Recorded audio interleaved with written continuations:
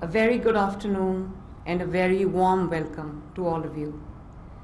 It is indeed an honor and a profound privilege to host this esteemed delegation at the Chief Minister Punjab office.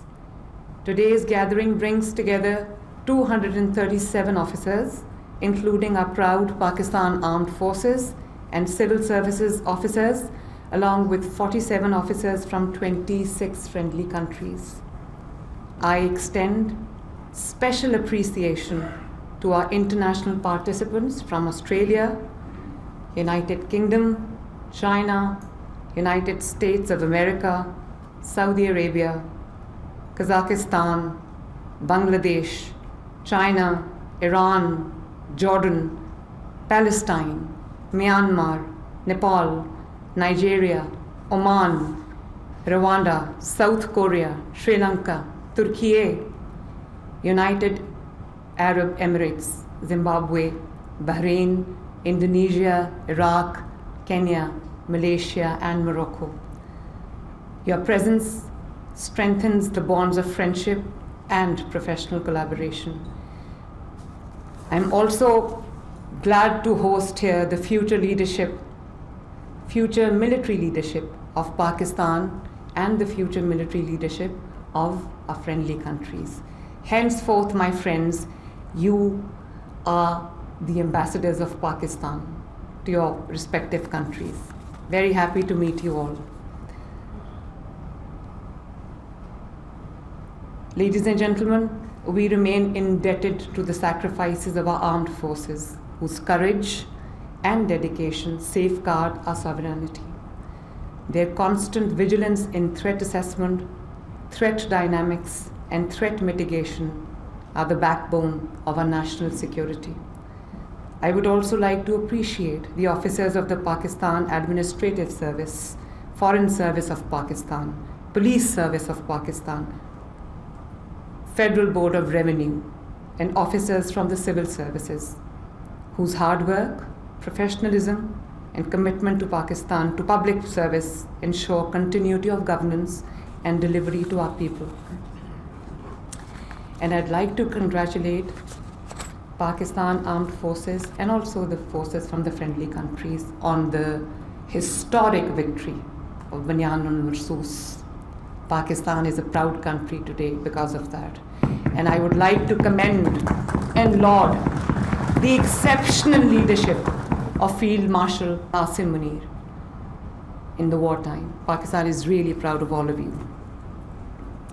And ladies and gentlemen, National Defense University holds a place of immense and great respect and glory.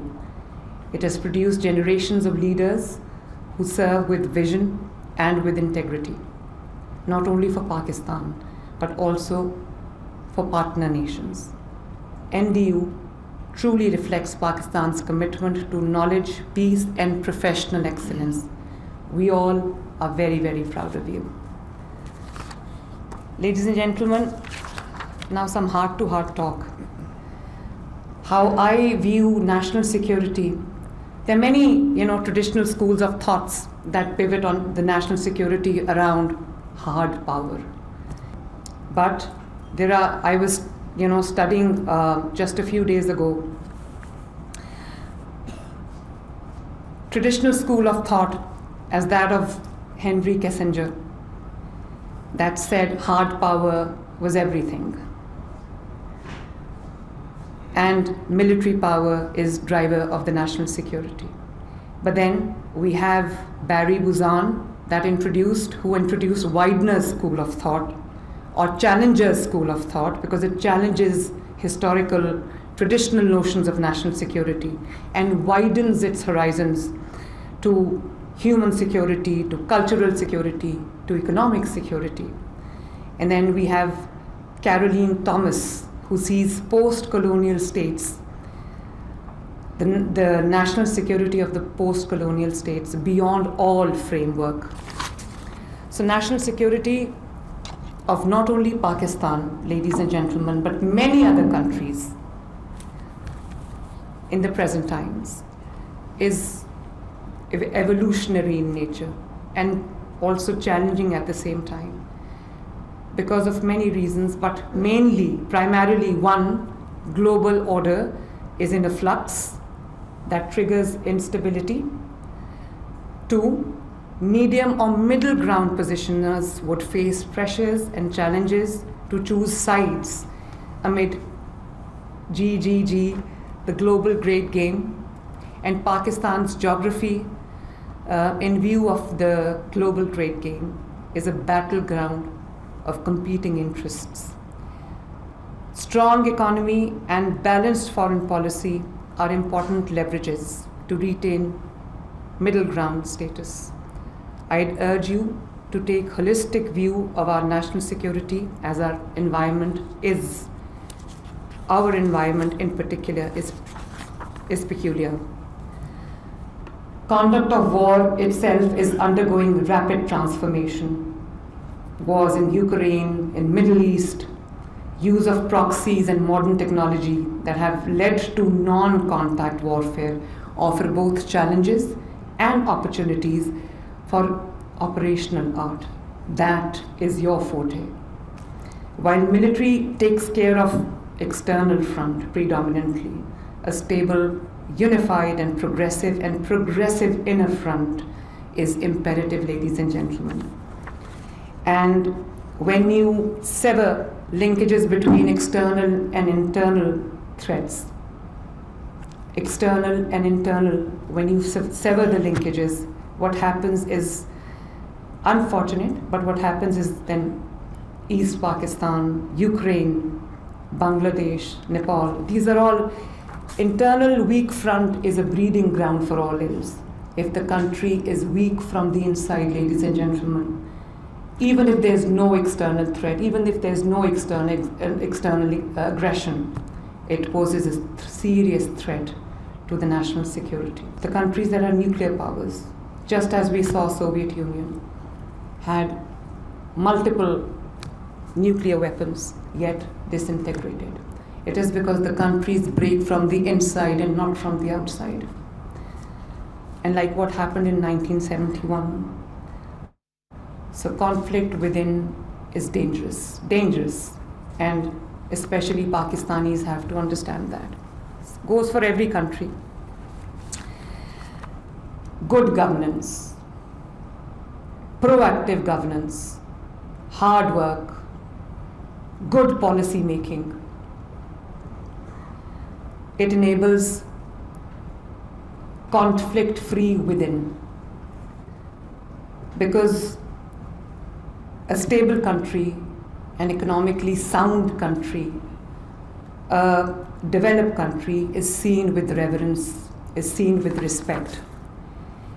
And this is where the role of the governments come in. This is where the role of a chief executive comes in. This is where the role of the Chief Minister of Punjab comes in, or any Chief Minister for that matter. As the Chief Minister, Chief Executive of the most populous province of Pakistan. My vision is, and I'm not just reading out things, my vision is to use good governance as a vehicle, as a tool for delivering not only projects, but dreams. And the core value of my vision is people-centrism, putting this people in the center. Rights of people, well-being of people, needs of people, requirements of people, sentiments of people become my priority. I frequently get asked what my priorities are. And I don't have a priority list, because every single thing, every single segment, every single sector, every single project that touches the lives of hundreds and millions of people, that impacts the life of hundreds of millions of people, becomes my priority. And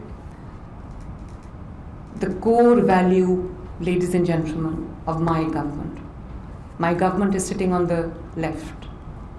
Ask them. The core value, the core principle of my governance, the core vision of my governance would be one word. If I had to describe my governance, my vision, My approach, in one word, it would be compassion. I cannot see things in black and white because I am the chief executive of a province that is home to 150 million people, 60% of the entire Pakistan's population. And therefore, there are many people who live on the periphery of life. They're away from the luxuries of life, trying, burning their midnight oil, their sweat and toil to make ends meet. So my decision has to be very well thought out. It has to be compassionate. I have to be compassionate. And this gentleman who's the Chief Secretary of Punjab, sometimes, he jokingly says that I fear that you're going to put 10 billion rupee notes on an airplane and drop them from the air. But honestly, ladies and gentlemen, compassion, the well-being of people, the good of people is my guiding light.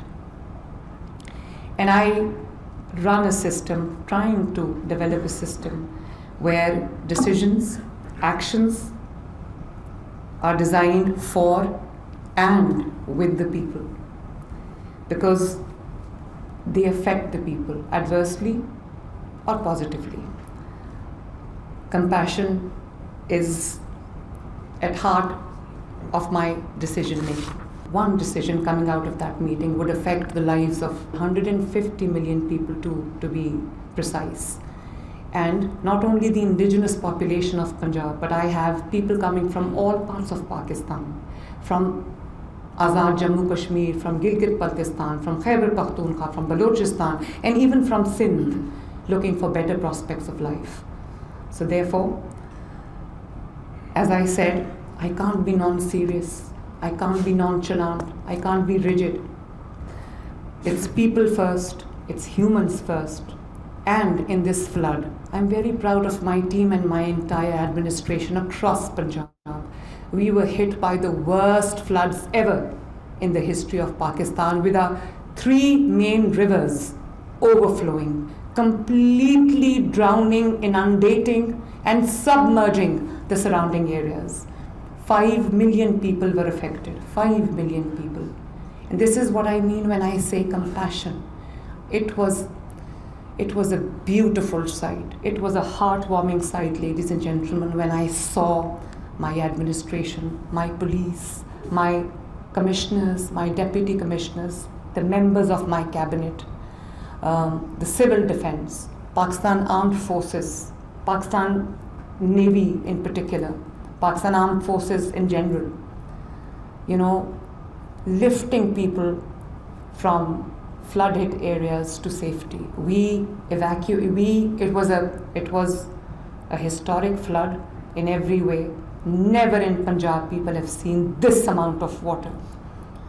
Literally, I don't know where the water came from, but the level of the preparedness was such that we were able to rescue and evacuate 20 million people. Not only human lives, but animals as well, lives of the animals, of living beings. This is the Punjab I want to see.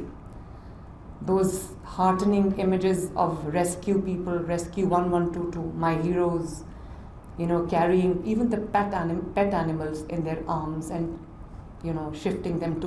transporting them to safety. Small children, babies, infants, pregnant mothers, all being transported in a safe environment to safety. And then feeding the entire population that was flood affected 3 times a day with respect, with dignity, laying down the dastarkhan for them, having them sit at the tables to have their meals, providing them with all the medicines and the medical attention that they needed. The field hospitals that we have about 32 field hospitals in Punjab. We have about 1,000 clinics on wheels, mobile hospitals in Punjab, that I just 2 months ago, I inaugurated. Those field hospitals, it was a treat to watch. I never sat down in my office and, passed instructions. I was there. I visited each and every flood hit area. I had to travel several hours a day because the weather was not conducive. So my plane wouldn't take off, my helicopter wouldn't take off. So I was traveling extensively from one part of the Punjab to the other, from South Punjab to North Punjab, from North Punjab to Central Punjab. I was there everywhere because I can't just sit in the office and pass instructions. I have to be there with my people, telling them that they're safe. Their chief executive is not just sitting in the office, but with them, through thick and thin, through good and bad, through the ebb and flow. So my governance, ladies and gentlemen, is equity-based. It is pro-people. It is people-centric, with compassion, meritocracy, with inclusivity and innovation being my guiding principles. And in a way, when I say innovation, I come from a family that has had two giant political figures, my father Nawaz Sharif and my uncle Shahbaz Sharif, the now Prime Minister. And my father's been a 2 times Chief Minister and 3 times Prime Minister. And my uncle has been 3 times Chief Minister and now the 2nd time Prime Minister. But I refuse to subscribe to the traditional norms. I'm not a slave to past, I'm not a slave to habit, I'm not a slave to convention. I carve my own niche, I carve my own ways, I look at people, I see what they need, and then I come back to office and design my strategy, design my program, which is aimed at keeping the human factor, the compassion in the middle. So, ladies and gentlemen, I'm going to now give you an overview of what I'm doing. Health and education get the largest chunk of my budget. However, we are now embarking on an expansive, sprawling, huge reformation program that is Punjab-wide, all big and small cities simultaneously, clean drinking water, especially in the first phase to the areas that are water scarce. And there is no single solution to this, so we have the experts sitting with us. But my dream is to provide clean drinking water to everyone in all parts of Punjab. And again, a very, very extensive program, Punjab Development Program, that includes laying down a completely new, modern sewage and drainage infrastructure. We've had torrential rains, we've had frequent spells of rains, and every time there's rain, there's urban flooding, there's urban ponding, and the lives in many areas, in many districts, comes to a grinding halt. Gujarat, for example, many areas of Lahore, for example. Only in Lahore, in the Lahore Development Program, I have just built multiple underground storage tanks, because water is a blessing. We have to treat every drop of water falling from the sky as sacred, because it is bread and butter of the people. So it's a completely new, modern sewage drainage system that we are now going to lay down. Involves hundreds of billions of rupees. Model villages, I've got 24,000 villages in Punjab. So we are now embarking on a program that will completely modernize the rural areas of Punjab. So we are starting with 500 villages. And we're also, in every village, we are building connectivity, road connectivity, 25 kilometers of roads in every village, which will help the villagers with the connectivity. And my senior minister and my environment minister is sitting next to me on my left. I very proudly tell you that the things that are happening in Punjab are nowhere else to be seen. I hope other provinces also follow suit. I'm a Pakistani first and a Punjabi after. But the things that are happening in Punjab, every under construction building in Punjab has a banner hanging on its facade saying it's EPA approved. It's EPA complied. And you would see smog guns. We've just imported 15 smog guns that are countering smog at the moment, because I want a healthy environment for my kids, for my people, because every year we are confronted with this huge issue called smog. People falling sick, schools shutting down, the business coming to a grinding halt. So the things that are happening in Punjab are amazing, and I would request you to please focus your energies, focus your minds on this video that will explain to you the kind of work that Punjab is doing. Can we please play the video? Thank you. This is the first ever public sector cancer treatment and research hospital. It is nearing completion. This building coming out of the ground that you see has been built in a few months' time. In a first ever cancer treatment hospital in Pakistan, 1,000-bedded hospital.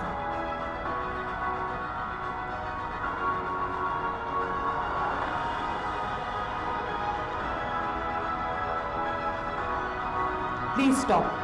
So this is, I went to China and I went to an exhibition where they had displayed their machinery, this famous company called Hygia. And they told me about this machine that is the size of an ultrasound or an echo machine. And amazingly, to my utter disbelief, they told me that this is a walk-in and walk-out procedure for some kinds of cancer, tumor. And it treats the cancer without invasive surgery, without conventional surgery, and walk in and walk out 60 minutes, the patient is cancer-free. It is expensive, but I got the first machine, and many patients who received this treatment, 60 minutes without surgery, without chemo, without anything, are now, mashallah, by the grace of God, they're all cancer-free now. So I have a huge waiting list. I've ordered 6 more machines.